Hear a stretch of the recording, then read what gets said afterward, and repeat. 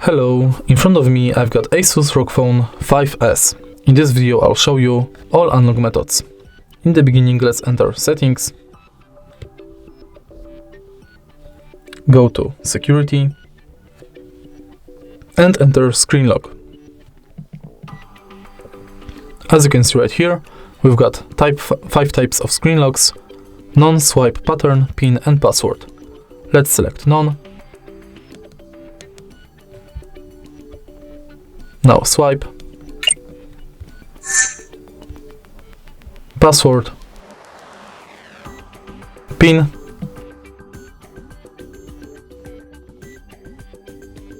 and at the end pattern. Now we can set fingerprint,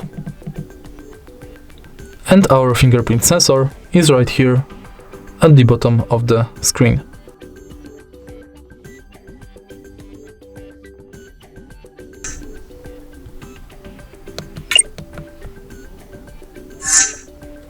And the last way to unlock our phone is face recognition.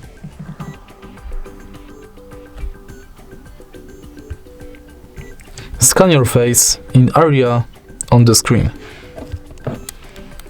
Okay, my face is already scanned, so let's use it to unlock the phone.